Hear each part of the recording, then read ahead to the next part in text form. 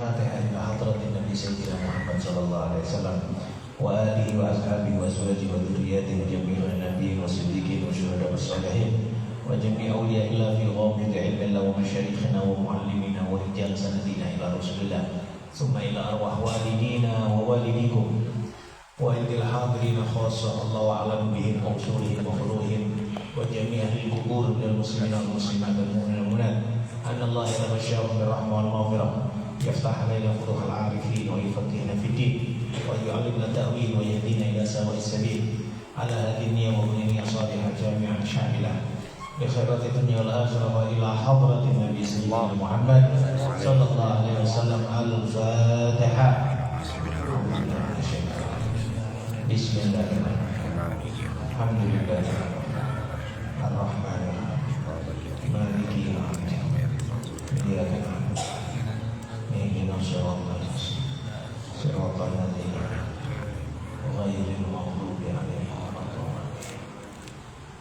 Bismillahirrahmanirrahim. Alhamdulillah wa syukrulillah ala jami'i ni'amillah nahmaduhu wa nasta'inuhu wa nastaghfiruh wa nastahdihi wa nastarshiduh wa na'udzu billahi min shururi anfusina wa min sayyiati a'malina. من يهده الله فلا مضل له ومن يضلل فلا هادي له. أشهد أن لا إله إلا الله وحده لا شريك له وأشهد أن سيدنا محمدا عبده ورسوله أرسله بالهدى ودين الحق ليظهره على الدين كله ولو كره الكافرون.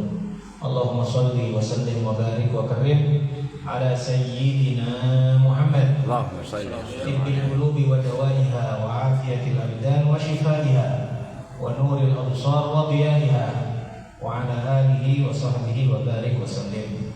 أما بعد أوصيكم وإياي بتقوى الله فقد فاز المتقون.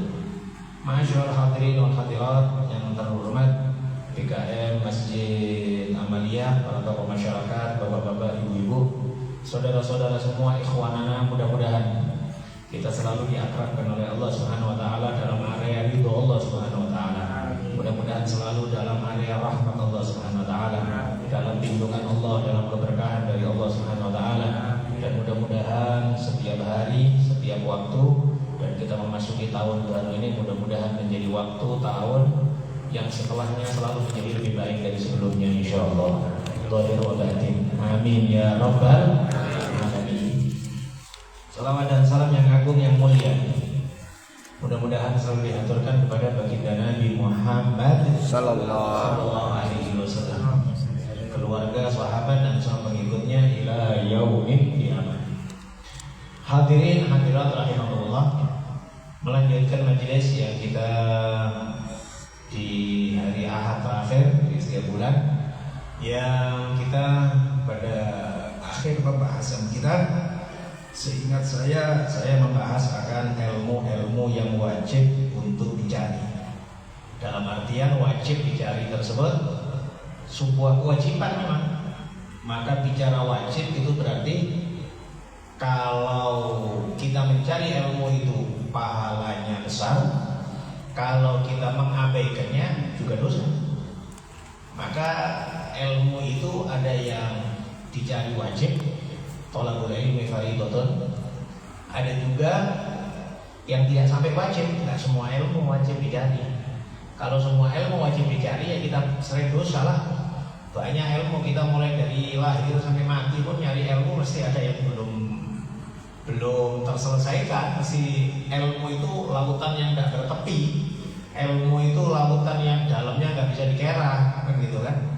Tapi ada yang wajib, ada yang fardu kifayah yang dibutuhkan semua masyarakat, ada yang sunnah. Ya, maka sering saya sampaikan ilmu itu ada yang sepakat sah tidak sah, ada yang hanya sebatas mengetahui halal haram. Ya, ini bersifat wajib supaya kita tidak terjerumus, supaya kita ngerti apa perintah Allah Subhanahu wa taala yang wajib sama kita. Kemudian ilmu bukan sekedar itu, bisa lebih meningkat kepada nilai kemuliaan di dalam ibadah. Sehingga di majelis yang lalu saya sampaikan Ungkapan para ulama, 1 rakaat orang alim lebih utama daripada 1000 rakaat orang jahil. Karena orang alim di dalam ibadahnya dia paham apa yang dibaca, dia ngerti gerakannya, hikmahnya apa, sehingga menjadikan lebih khusyuk. Berbeda orang jahil, meskipun gerakannya sama, ya ibadah itu gerakan wajibnya sama Pak, tapi perhatian kepada sunnah berbeda. Ya, gerakan sunnah berbeda. Sama juga demikian, nilai khusyuk, nilai ikhlas, nilai takdim kepada Allah dan lain sebagainya itu juga mempengaruhi. Maka itu tadi, ilmu tidak hanya sekedar setakat sah tidak sah, tidak hanya sekedar sebatas halal haram, tapi sampai kepada yang lebih mulia. Tapi pembahasan kita pada bulan yang lalu, saya membahas ilmu yang wajib dicari, supaya kita tahu kalau kita ada kurang di dalam ilmu ini, maka berarti kita diperintah oleh Allah, carilah ilmu itu. Gitu ya. Harus. Ya gimana caranya? Nggak ngerti Ustaz, ya apa caranya? Loh, urusan dunia saja kita nyari, apalagi urusan Alhamdulillahnya kita berada di tempat yang ma'alimuddin, syiar-syiar agama itu nampak jelas, tidak dirahasiakan oleh Allah. Masjid ada, pesantren banyak, majelis taklim banyak, ustadz banyak, tinggal kemauan kita. Ya. Nah, maka ini tadi kita sampaikan, ada yang batas wajib. Kalau wajib nggak ada toleransi, tetap wajib bicara. Aku sibuk kerja, nggak ada, sempat-sempatkan pokoknya. Sampai kau ngerti akan yang ilmu wajib-wajib itu. Ya, karena orang yang disebut itu sebetulnya orang ahlul ilm. Orang yang disebut orang cinta ilmu. Itu ada tingkatan-tingkatan. Pertama, yang paling rendahnya ya pastinya yang wajib ini tadi, Pak. Yang wajib. Kemudian ada yang lebih dari itu. Dia menganggap bahwa ilmu itu tak ubahnya obat. Apa? Datang ketika butuh. Kayak obat, kita nggak setiap hari minum obat ya kan, ya, kecuali orang yang sakit, orang apa ya.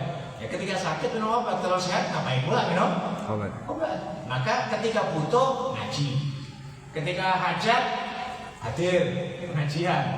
Ini orang model orang sakit ini Pak. Dia kayak nggak ada keinginan gitu loh. Iya. Lagi pusing Ustaz, lagi suntuk kali, ngajilah. Jadi suntuk ngaji ya. Kalau nggak suntuk nggak ngaji. Lagi stres lagi sama, ini ngaji. Cari ketenangan. Orang ini memang model orang sakit. Tapi masih dianggap sebagai orang yang alhamdulillahnya lari ke ilmu. Alhamdulillah larinya ke ilmu. Ada orang stres larinya ke dugem. Ada orang stres larinya ke maksiat. Ada orang kan gitu kan. Ini masih alhamdulillah. Dia tahu dia pentingnya ilmu, majelis dan lain sebagainya. Ada yang lebih mulia, nganggap ilmu itu seperti makanan pokok. Jadi paling enggak 1 hari itu makan 2 kali. 1 hari itu ngaji 2 kali. Oh aku ke masjid sana, oh aku ke masjid sana, oh dan lain sebagainya kayak gitu. Suka dia ngaji. Gitu ya. Makanan pokok. Oke lah, umpamanya nggak makan 2 kali, makan sekali lah paling umpamanya melarat-melaratnya orang. Iya kan? Nah, setiap hari ada ngajinya. Kalau nggak ngaji itu nggak enak. Dan yang lebih hebat lagi, semisal para ulama sholihin, mereka sama ilmu itu tak ubahnya seperti oksigen. Jadi memang betul-betul membutuhkan ilmu. Gak ada ilmu itu gak enak. Memang dia terus nyari tambahan ilmu. Tapi nganggur cari baca kitab. Ya, gak ada kemudian nganggur enggak, baca kitab terus. Kesibukannya dia ke ilmu, kesibukan dia nambah ilmu, kesibukan dia bahas ilmu, kesibukan dia kumpul sama orang bahasanya ilmu, kumpul. Ini orang yang sudah lebih hidup matinya sama ilmu. Ini macam-macamnya orang dalam kecintaan pada ilmu. Kita ukur diri kita sendiri, apakah kita Masuk yang mana ini? Kelompok mana ini? Iya. Jangan pula kelompok yang malah naudzubillah min dzalik benci sama ilmu. Ada pengajian malah gembosin. Udah nggak ikut gembosin pula, ya kan? Di awal-awal majelis kita sampaikan hadisnya Nabi ya. Nabi berpesan, kun alimah, au muta'allimah, au muhibban, wala takun ar-rabi fatahlah. Jadilah kau orang alim, kalau bisa jadi orang alim. Ya, gak bisa jadi orang alim, au muta'allimah, mau belajar, mau ikut, mau dengarkan, kepingin tambah ilmu. Gak bisa pula minimal yang ketiga, au muhibban, cinta, dukung, senang. Masjid ada pengajian, alhamdulillah senang. Senang dia gak ikut hadir, tapi ngirim teh hangat gitu ya. Umpama ya kan. Senang dia. Meskipun udah ada muhib, senang. Dia cerita sama orang, alhamdulillah masjid ada pengajian, alhamdulillah di sana ada. Senang ya. Wala takun ar-rabi. Nabi berpesan jangan jadi yang keempat. Ya. Jadi keempat, fatahlah, kau akan hancur. Akan hancur. Orang yang gak senang sama ilmu hancur. Binasa dia terjerumus. Bisa jadi dia meskipun dia punya amal-amal soleh, tapi gara-gara benci sama ilmu terjerumus dia gak sadar, dia gak paham. Kenapa? Karena jauh dari ilmu dan membenci ilmu. Ya, maka di sini kalau bisa jadi orang alim, nggak bisa jadi orang alim mau belajar, nggak mau jadi belajar muhib cinta, jangan jadi keempat. Jadi ustadznya enggak, belajar enggak, seneng enggak, ngomel di luar. Udah gak hadir, ngomel aja bisanya, ngeritik aja bisanya. Orang apa kayak gini dia kan? Maka ini, tadi kita sampaikan pembahasan kita pada majelis yang sebelumnya. Ilmu yang wajib dicari, saya membaca seingat saya Nadhum Zubat. Wa farduhu ilmu sifatil fardi. Ma'ilmi ma yahtajul muaddi min fardhi dinillahi fid dawami katuhri was salati was siyami wal bai'i lil muhtaji lit tabayyi wa dhahirul ahkami fis sana'i wa ilmu da'in lil qulubi mufsidi kal ujbi wal kibri wa da'il hasad. Garis besarnya ilmu yang wajib dicari itu ada 3. 1, ilmu akidah, ilmu tauhid. Ilmu tauhid akidah. Kenapa? Ini berhubungan dengan iman. Terus ditanya sekarang, ilmu tauhid atau akidah, kadar mana yang wajib dicari? Kan ilmu itu luas lah. Tauhid kau belajar pun buahnya bertahun-tahun pun ya masih nggak habis-habis. Berapa kadarnya? Kadarnya adalah untuk menjaga iman supaya tidak tersesat. Udah, kadar itu aja. Nggak harus sampai pandai ngomong, nggak harus sampai pandai debat, nggak harus sampai pandai ngerti dalil-dalil. Yang penting Anda paham, tidak yang Anda yakini ini benar. Karena pastinya terjadi banyak penyimpangan-penyimpangan. Ya bukan Islam saja Pak terjadi penyimpangan, Pak, agama yang lain juga ada penyimpangan. Jangan kemudian kenapa kok Islam kok ada penyimpangan? Juga Islam kok Pak. Yahudi ada penyimpangan, Kristen karena Soro ada penyimpangan lebih parah penyimpangan mereka. Penyimpangan mereka, perpisahannya mereka, sekte-sekte mereka, ya itu musuhan Pak. Maka di sini Islam juga demikian. Ya sejak zaman Nabi pun, mulai para sahabat setelah Nabi wafat sudah mulai ada pembicaraan yang sudah mulai melenceng dari akidah yang digariskan oleh Nabi. Gitu ya. Semisal masa Sayyidina Abu Bakar Siddiq sudah mulai ada yang ngaku jadi nabi, ya kan? Ada yang menolak hukum zakat, ya kan? Penyimpangan mulai ada, diperangi oleh Sayyidina Abu Bakar Siddiq. Sampailah kemudian masa Sayyidina Ali, sampai terjadi banyak ada Khawarij. Ada Khawarij diperangin oleh Sayyidina Ali di Nahrawan. Perang Nahrawan sama Khawarij. Karena orang Khawarij ini punya pemahaman-pemahaman yang berbahaya. Semisal pemahamannya Khawarij adalah tidak berbahaya, maksiat-maksiat dan dosa-dosa, yang penting beriman. Ini berbahaya pemahaman yang kayak gini, gitu ya. Dan yang tidak sepaham dengan Khawarij dianggap kafir. Berarti gampang mengkafirkan orang. Ini mulai sejak zaman sejak zaman Sayyidina Ali sudah. Ya tambah masa, ya tambah banyak, Pak.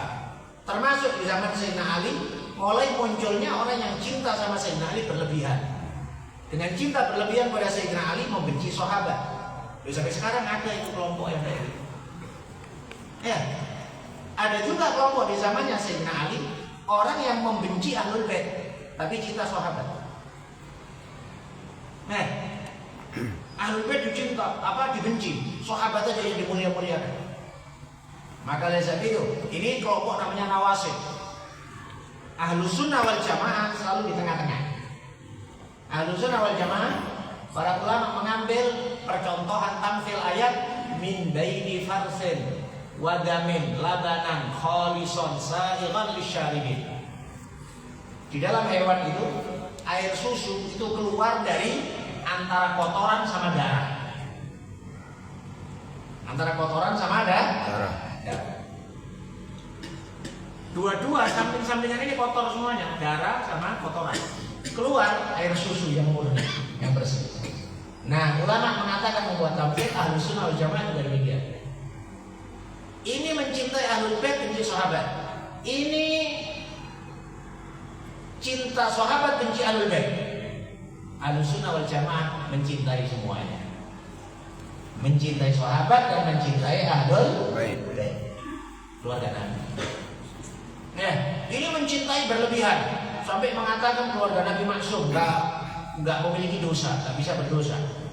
Ahlus Sunnah wal Jamaah enggak, menghormati, memuliakan, tapi dengan porsinya. Yang maksum hanyalah para anbiya. Nah, ini tadi kita sampaikan pentingnya untuk kadar kita mengetahui untuk menjaga iman kita. Nah, menjaga iman itu ya pertama kali pastinya iman kepada Allah. Iman kepada Allah. Karena tuntutan iman kepada Allah harus mensucikan Allah dari yang tidak pantas. Itu tuntutan utama ya. Oleh sebab itu pikirnya subhanallah. Dalam Al-Quran berapa banyak kata subhanallah? Subhanallah hina tumsun wa hina tusbihun. Subhana rabbika rabbil izzati amma yasifun. Subhan macam-macam subhanallah ya kan? Fasabbih bihamdi rabbika, sabbih isma rabbikal a'la. Sabbih itu apa? Sucikan. Orang kafir iman sama Allah, iman tapi mereka enggak mensucikan Allah. Ya. Mohon maaf, orang Yahudi percaya sama Allah, yakin iman sama Allah. Orang Nasrani percaya sama Allah. Meskipun mereka nyebut Allah atau apalah namanya, pokoknya percaya sama Allah. Tapi mereka tidak mensucikan Allah. Mereka bilang Allah punya anak, mereka bilang Allah punya istri.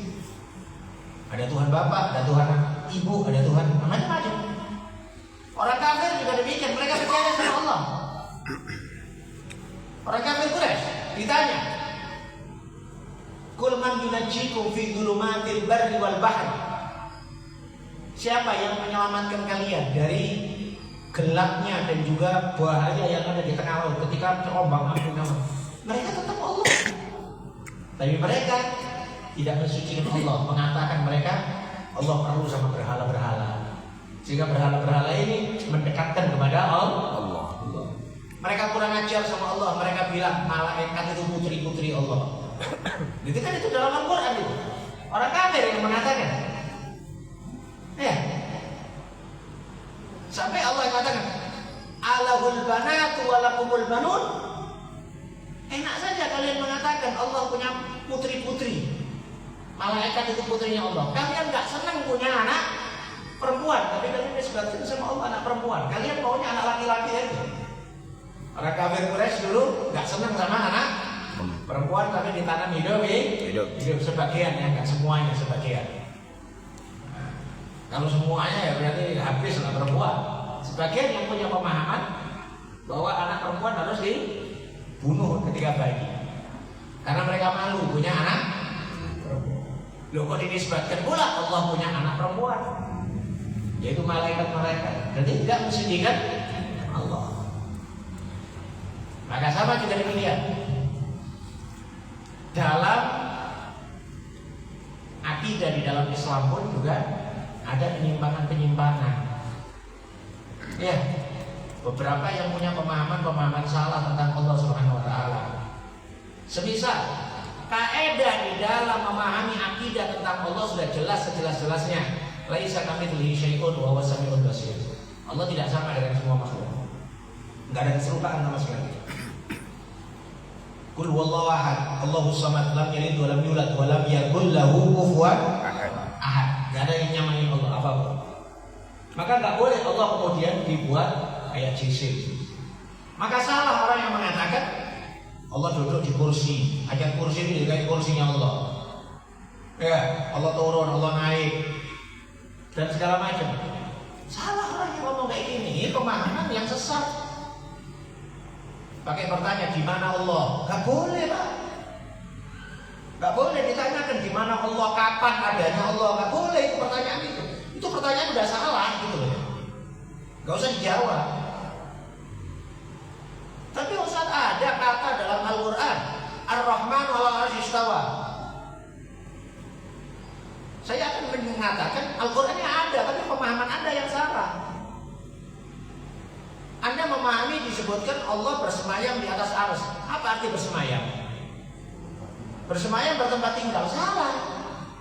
Karena kata istawa di dalam bahasa Arab, kalau kita buka kamus dalam tafsir-tafsir, kata istawa itu arti di dalam bahasa Arab tidak kurang dari 30 arti. Kenapa pula diharuskan kepada arti bersemayam? Ada satu syair, ada ungkapan syair dalam bahasa Arab, qad istawa bishrun 'alal iraqi. Raja Bishr istawa 'alal iraqi, menguasai Irak. Menguasai apakah harus tinggal? Tidak, Pak.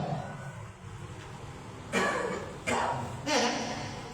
Ya sama dengan kita umpamanya kita berkata, oh, Medan sekarang dipegang sama wali kota, siapa yang baru itu namanya? Ya, umpamanya Medan dipegang sama Pak Wali Kota ini.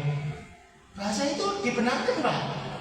Tapi nggak ada orang yang punya pemahaman wali kota punya tangan gede megang seluruh Medan. Enggak. Maksudnya di tangan itu maksudnya di bawah kekuasaan. Diatur. Ya sama juga demikian. Ayat-ayat Allah yang mengatakan tangan Allah di atas tangan mereka. Jangan kemudian dianggap Allah punya tangannya gede di atas tangannya semua orang. Bodoh orang yang punya pemahaman kayak ini. Gitu. Allah Subhanahu wa taala berfirman tentang perahu Nabi Nuh. Ya. Tajri bi ayunina. Perahu tersebut berjalan di mata kami. Terus kok artikan di mata kami Allah punya mata ini? Maksudnya adalah dalam perlindungan Allah, dijaga oleh Allah. Maka jangan bicara tentang Allah punya mata, Allah punya tangan, Allah punya kaki, Allah punya, seenaknya sendiri orang ngomong kayak gitu. Gampangannya, kalau tidak menerima berbagai macam dalil kayak gini, saya akan mengatakan ini udah gampang aja gini. Ayat Al-Quran, kullu man 'alaiha fan wa yabqa wajhu rabbika dzul jalali wal ikram. Artinya, kullu man 'alaiha fan, semua makhluk ini semuanya di alam semesta akan sirna, akan musnah semua. Wa yabqa wajhu rabbika dzul jalali wal ikram. Dan yang kekal adalah wajhu rabbika. Kalau orang Ahlussunnah wal Jamaah mengartikan wajhu rabbika, ya zatnya Allah yang kekal. Tapi tidak membahas wajah, muka. Loh, kalau diartikan wa yabqa wajhu rabbika dzul jalali ikram,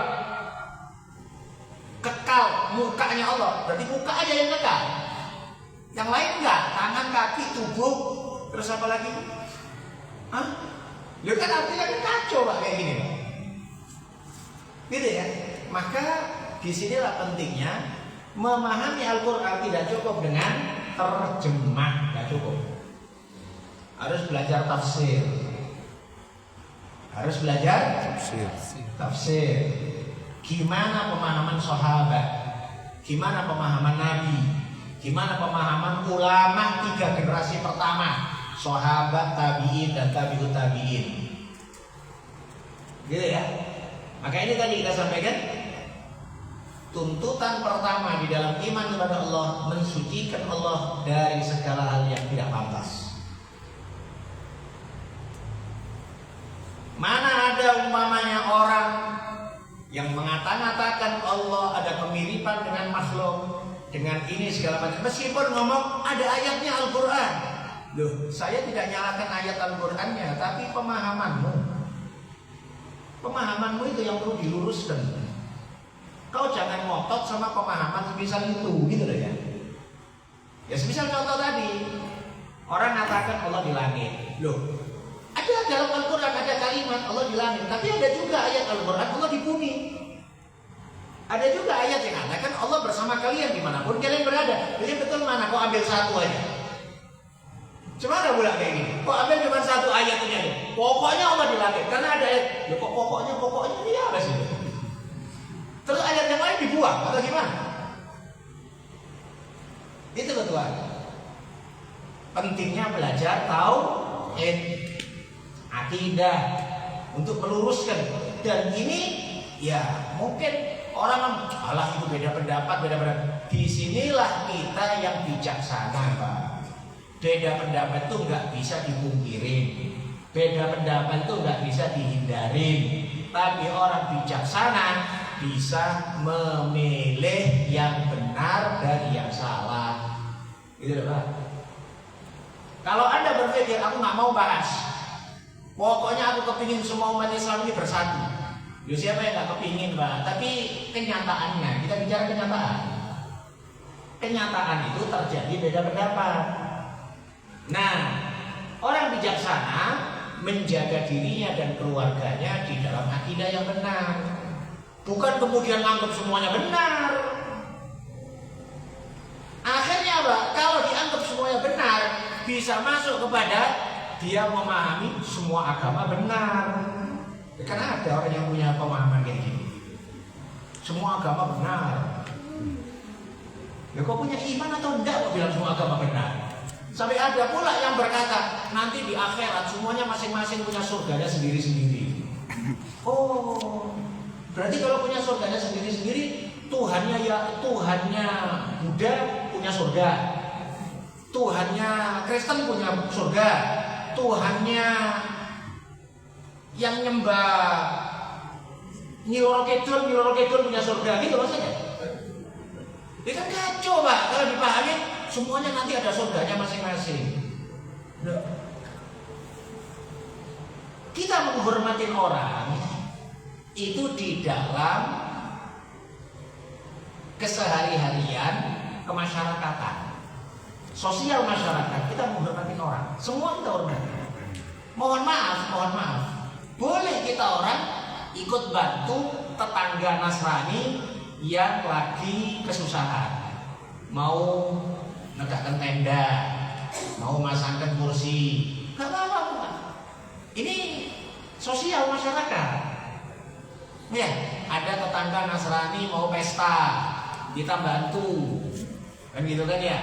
Nah, kita bantu, boleh. Toleransi bermasyarakat boleh, tapi nggak boleh dicampur adukkan kemudian mereka ibadah ke gereja kita ikut. Ya kayak ceritanya sebelum turunnya ayat kuliah kafir itu kan. Itu Nabi ditawarin sama orang kafir Quraisy, gini aja Muhammad, supaya kita orang damai. Saat kau sholat Jumatan kan ikut. Tapi saat kami nyembah berhala juga kau ikut. Nggak bisa dicampur-campur, Pak, ibadah nggak bisa dicampur. Qul ya ayyuhal kafirun la a'budu ma ta'budun dan seterusnya. Ya, Allah dengan jelas nyatakan inna dina indallahil Islam. Ya ini bukan kita kok merendahkan pemahaman mereka, gitu ya. Tapi kita punya iman, nggak mungkin iman kita digadaikan kemudian semuanya sama. Ya kacau Pak kalau dibilang semuanya sama Pak. Berarti kita nggak punya keyakinan berarti. Sampai tadi kita katakan, sampai ada yang bilang nanti di akhirat punya surga masing-masing. Loh berarti Tuhannya mereka juga punya kuasa di akhirat berarti. Mereka rusak kayak gitu Pak. Maka disinilah pentingnya belajar tauhid. Ini tadi tentang, nah urusan tauhid satu adalah kaidah utamanya tanzihullah amma la yali, mensucikan Allah dari segala hal yang tidak pantas akan kebesaran dan kekuasaannya Allah. Ya, apapun itu, termasuk diantaranya banyaknya penyimpangan adalah pembahasan tentang zatnya Allah. Disinilah Nabi berpesan, jangan kalian bertafakur akan zatnya Allah. Kalau mau tafakur, tafakurlah penciptaan Allah. Jangan mikir Allah di mana, Allah bagaimana, Allah duduk di mana, gimana singgasana Allah. Sayyidina Ali bin Abi Thalib mengatakan sebagai jawaban untuk semuanya, Innallaha khalaqal arsya idharan li qudratih la lihtiyaji makani. Allah menciptakan arsy itu untuk menampakkan besarnya kekuasaan Allah, keperkasaan Allah. Bukan Allah butuh ditempatin. Bukan Allah butuh ditempatin. Kita dilarang berbicara tentang Allah. Gak boleh kita. Dan memang itu adalah area licin. Tidak semua ilmu Pak boleh dibahas Pak. Jangan kemudian ini harus dibahas. Ini untuk imanku ini, untuk tauhidku ini.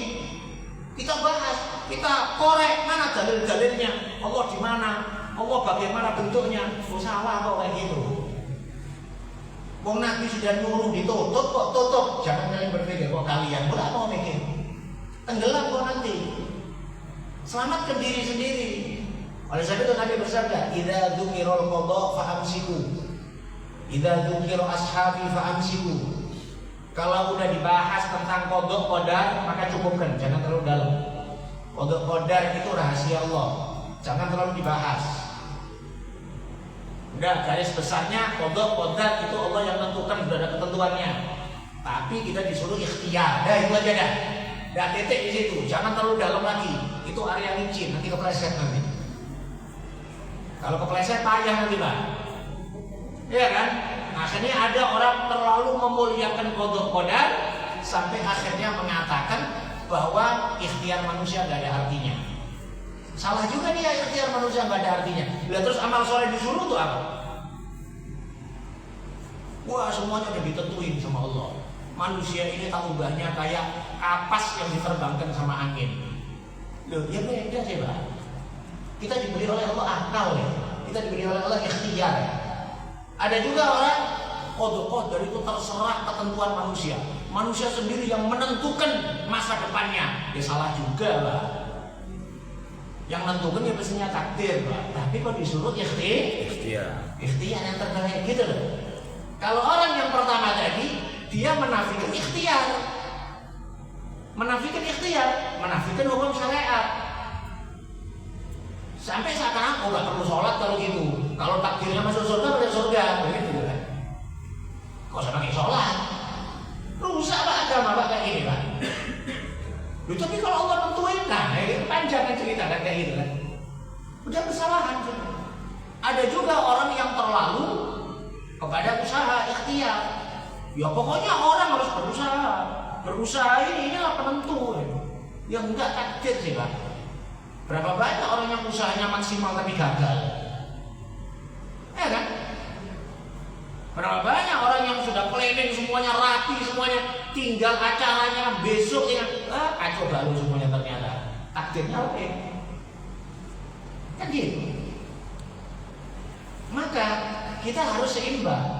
Kita memuliakan takdir, tapi kita juga tidak menafikan ikhtiar. Gitu loh. Tak ubahnya, mohon maaf. Pernah Sayyidina Ali ditanya akan hal tersebut. Sayyidina Ali gampang saja. Sayyidina Ali mengatakan kepada orang ini, orang Khawarij, dia mengatakan angkat kakimu satu. Diangkat kakinya satu. Bisa, bisa. Angkat kakimu dua-dua. Gimana pula angkat kaki dua-dua? Tidak bisa. Berarti kan ada keinginan yang kita gak bisa. Disebutkan Imam Zamakhsyari, salah seorang ulama Ahlussunnah wal Jamaah, mufassir besar Imam Zamakhsyari. Dulu awalnya beliau punya pemahaman Mu'tazilah. Tobatnya di Makkahul Mukarramah. Cerita gimana Imam Zamakhsyari ini waktu pertemuan ulama di Mekah, dia nampak sekelebatan gadis cantiknya luar biasa. Kemudian Imam Zamakhsyari nanyakan sama sampingnya, itu anak siapa? Oh, itu anaknya imam besar Masjidil Haram. Imam besar. Dia sudah mulai kepikir-kepikir, tapi ya inilah salah satu cara Allah buat taubatnya dia. Dia berusaha untuk mendekat kepada imam besar Masjidil Haram dan kemudian untuk akhirnya kepingin menikahi si putri tersebut. Dan di orang Arab itu biasa, Pak. Apa itu kawin 2, kawin 3 kan biasa, gitu kan? Nah, ketika ditanyakan, Imam Masjidil Haram langsung nolak. Gak mungkin aku menikahkan putriku sama ulama Mu'tazilah. Mu'tazilah itu bukan Ahlussunnah wal Jamaah. Gak mungkin. Gak ada putrinya. Dengar putrinya. Putrinya ngomong, Abah, aku dengar ada gini. Iya kan? Tapi gak mungkin, kau jangan berpikir macam-macam. Putrinya mengatakan, Abah, Imam Zamakhsyari masih muda, karangannya banyak, ilmunya luas. Aku berpikir, Abah, alangkah mulianya kalau aku jadi ibu dari anak-anaknya orang-orang soleh. Anak-anak orang soleh pintar-pintar, cerdas-cerdas. Dia ini terkenal ulama cerdas. Tapi nak, dia Mu'tazilah. Katanya putrinya, Abah, aku yang tanggung jawab supaya dia tobat dari paham Mu'tazilah. Ya, pokoknya didesak-desak sama putrinya, akhirnya diterima. Diterima akad nikah. Setelah akad nikah, masuk kamar, putrinya ini tadi yang cantik ngomong sama Imam Zamakhsyari, Tuan Guru, saya jadi istri Anda. Iya. Sekarang Tuan Guru saya minta, saya punya pemahaman Ahlussunnah wal Jamaah, Anda Mu'tazilah. Sekarang salah satu dari dua, saya ikut Anda atau Anda ikut saya. Gak mungkin kita kemudian beda pemahaman. Loh iya, istri ikut sama suami. Katanya putrinya, gini saja Tuan, saya akan ikut Tuan, tapi dengan syarat kalau Tuan bisa melaksanakan apa yang saya minta. Tapi kalau Tuan tidak bisa melaksanakan apa yang saya minta, dan itu tanda bahwa Tuan salah di dalam pemahaman agama. Oke, mikirnya apa sih? Nah, orang Mu'tazilah punya pemahaman semuanya itu adalah dengan ketentuan kemauan manusia. Takdir itu nomor sekian. Takdir itu ikut kemauan manusia. Itu pemahamannya orang Mu'tazilah. Takdir itu ikut kemauan manusia. Maka penentu adalah kemauan manusia. Itu pemahaman Mu'tazilah. Sedangkan pemahaman Ahlussunnah wal Jamaah, pemahaman Ahlussunnah wal Jamaah, ikhtiarnya manusia itu adalah syariat. Berhasil nggak berhasil, ikhtiar itu diberi pahala oleh Allah. Tak ubahnya kita berobat. Kita berobat ke sana kemari kan, wajib kita berobat. Gak boleh kita sakit nggak berobat, pelit gitu ya. Gak boleh kan? Berobat wajib. Tapi ketentuan sembuh, siapa yang nentuin? Allah, bukan obat. Ada orang sakit sampai ke profesor, sampai ke Pineng, sampai ke Singapura, nggak sembuh-sembuh. Ujung-ujungnya dikasih obat sama nenek-nenek sebelah rumah, sembuh. Ya, siapa nyangka pulang kampung dia ada nenek-nenek, oh daun ini loh, kayak gitu ya. Oh, itu ambilkan daun itu direbus. Subhanallah. Kita nggak ngerti Pak, di mana Allah Subhanahu wa taala akan memberikan kesembuhan. Tapi kita wajib ikhtiar. Tapi penentu Allah. Cari rezeki wajib. Ketentuan dapat rezeki Allah. Gitu ya. Nah, putri ini tadi ngomong, Tuan Guru, Anda tahu yang paling disuka sama pengantin baru adalah hubungan suami istri. Anda menunjukkan cinta dan senang sama saya pun menerima. Dan saya sekarang meminta, karena ini sama-sama kita sukanya, malam ini kita berbuat 100 kali. Malam ini kita berbuat 100 kali. Bingung dia. Yang jomblo-jomblo nggak ngerti jangan ikut ketawa loh. Iya, yang tua-tua aja ikut ketawa. 100 kali, pulang kok sampai 100 kali. Iya, meskipun pengantin baru 5 kali kahwin juga ya kan. Katanya Abdul Masad yang ngerti dia udah mana mungkin bisa. Loh, tidakkah Tuhan kepingin? Ya kepingin sih, tapi tidak ada batasannya. Itulah Tuhan supaya Anda tahu manusia ada keinginan tapi ada batasan. Berarti Tuhan Syekh Zamakhsyari kalah sama istrinya. Akhirnya Syekh Zamakhsyari taubat dari pemahaman Mu'tazilah. Gampangannya Pak kayak gini Pak, gampangannya ada ikhtiar yang kita bisa berbuat, ada juga keinginan yang kita nggak bisa berbuat. Keinginan yang bisa berbuat, saya bisa nih ngangkat HP bisa, saya gerakkan tangan bisa, ke atas ke bawah bisa, noleh bisa, ya kan? Sehat Pak. Tapi mohon maaf, pernah nengok orang stroke tangannya gini terus? Coba suruh bapak yang tangannya gini terus suruh diem Pak tanganmu Pak. Ya Pak gak marah bapak ini. Ya kepingin diem tapi gak bisa diem. Dia gerak terus kayak gitu. Maka ada gerakan yang tidak bisa ditolak. Dia gerak terus gini. Maka ada sesuatu yang memang dengan ikhtiarnya dia bisa. Ada sesuatu dengan ikhtiarnya dia tak bisa. Manusia ada batasannya sebagaimana tadi yang kita ceritakan sama Sayyidina Ali bin Abi Thalib. Satu orang suruh angkat kaki Musa, bisa. Angkat satunya lagi. Di mana pula ini terbang dia. Di situ tadi Pak, kita nyatakan tentang berbagai macam pemahaman. Maka dengan kadar untuk menjaga keimanan kita.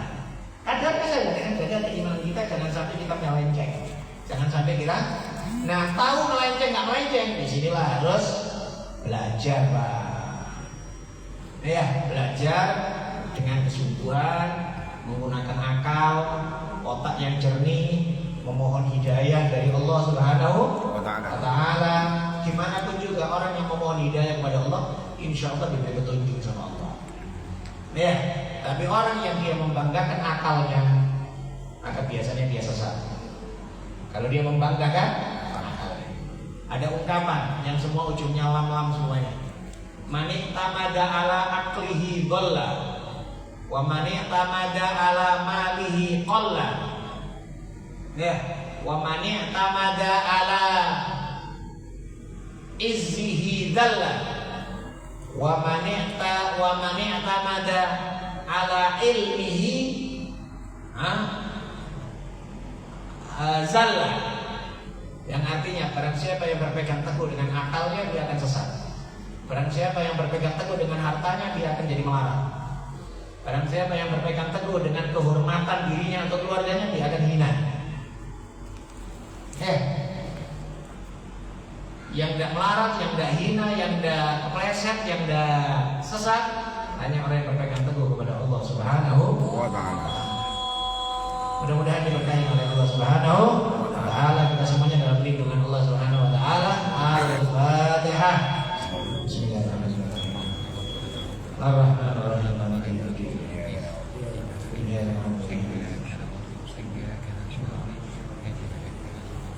Bismillahirrahmanirrahim. Alhamdulillahirabbil alamin. Allahumma shalli wa sallim ala sayyidina Muhammad wa alihi wa sahbihi ajma'in. Rabbana taqabbal minna innaka antas samiul alim wa tub alaina innaka antat tawwabur rahim. Rabbana hab lana min azwajina wa dhurriyyatina qurrata a'yun waj'alna lil muttaqina imama. Allahumma zidna ilman nafi'a wa 'amalan shalihan wa taqabbal wa rizqan wasi'an halalan thayyiban mubarakan. Allahumma barik lana fi 'amina wa fi ayyamina wa fi layalina wa fi a'malina wa fi arzaqina ya rabbal alamin. Allahumma antal abadiyul qadimul awwal wa ala fadlikal azim wujudikal mu'awwal wa hadha 'amun jadidun qad aqbal. Nas'aluka nismata fihi minasyaitan wa awliya'i wa junudi wal 'auna 'ala hadhihi nafsil ammarati bis-su' wal ishtighala bima yuqarribuna ilaika zulfa ya dzal jalali wal ikram. Rabbana atina fid dunya hasanah wa fil akhirati hasanah wa qina adzabannar. Sallallahu alaihi wa sallam ala sayyidina Muhammad wa alihi wa sahbihi ajma'in walhamdulillahi rabbil alamin. Wa'alafu minkum. Assalamualaikum warahmatullahi wabarakatuh.